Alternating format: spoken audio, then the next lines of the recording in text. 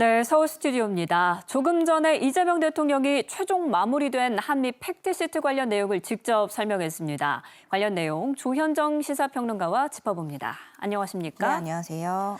네, 합의된 문서, 이 팩트시트가 언제 발표되는지 많은 국민들이 관심이 높았습니다. 그런데 이재명 대통령이 직접 이렇게 팩트시트 내용을 발표를 했는데요. 우선 국민정부기업에 감사를 표하면서 트럼프 대통령의 결단이 중요한 역할을 했다라고 언급을 했습니다.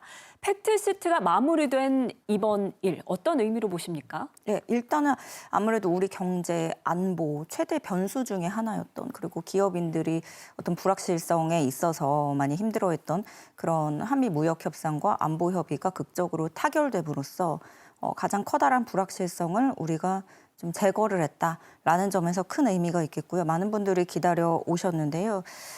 중요한 얘기들이 많이 담겨 있었습니다. 그래서 그러다 보니까 이재명 대통령도 직접 나와서 이제 회견을 하고 발표를 한 걸로 보이는데요. 네.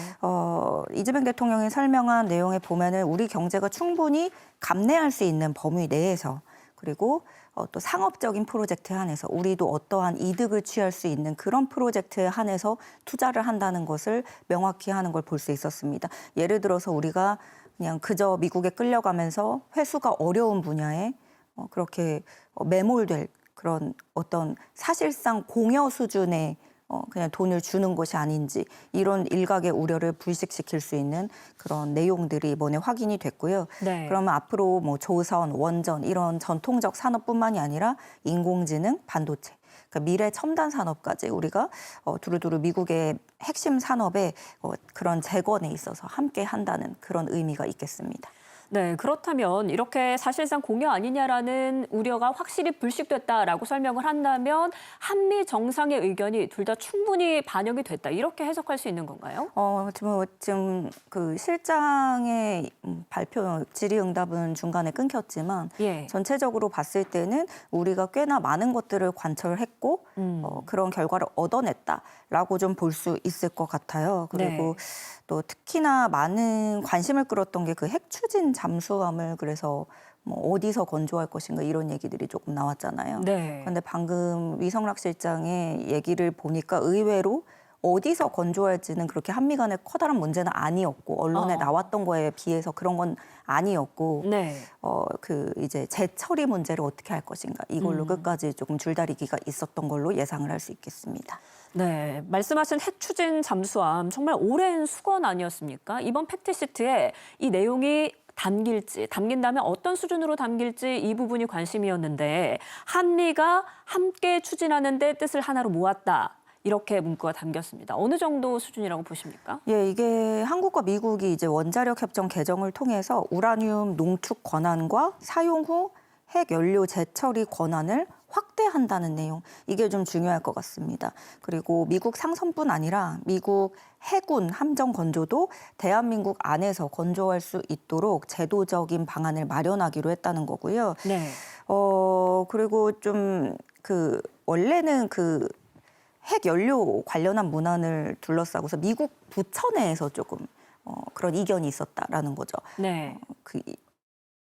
충분히 예상했던 바이긴 한데, 이제 뭐 에너지부하고 상무부 같은 경우에는 조금 보수적인 스탠스로 알려져 있었고, 그래서 백악관에서는 부처내 조율부터 좀 기다리는 그런 상황이었던 걸로 유추를 해볼 수 있는데요.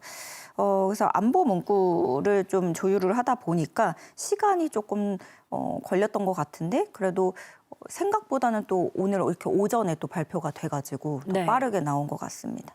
네. 이렇게 한미 협상이 최종 마무리가 됐습니다.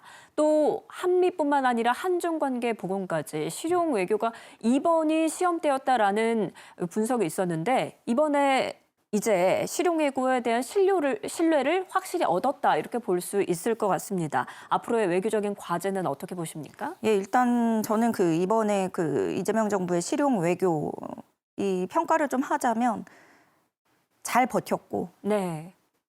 버텨서 잘했다라고 얘기를 하고 싶습니다. 그동안에 어떤 왜 합의문이 없느냐, 예. 뭐 여러 가지 뭐 공격이라든가 이런 것들도 되게 많았고, 뭐 우려의 목소리도 있었고, 그 시간을 또 감내해준 여러 기업 또 자영업하시는 분들 우리 모든 국민들 다 잘 버텨주셨고요.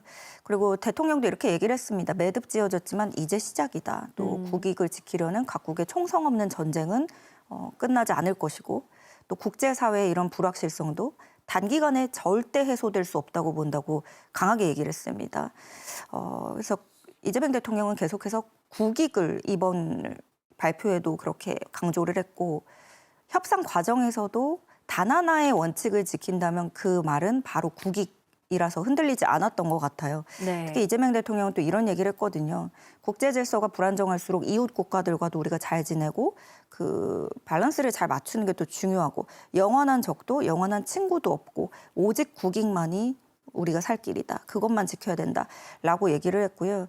그러면서 좀 그 정쟁으로 인해서 좀 불필요하게 원래는 우리가 지금 마주하고 있는 건 제일 최강자, 가장 끝판왕인 제일 강자하고 협의를 해야 되는데 이제 내부에서 다른 잡음이 들려오고 다른 걸로 이제 희석을 시키고 공격을 하는 거 그게 좀 견디기 힘들었다고 얘기를 하는데요.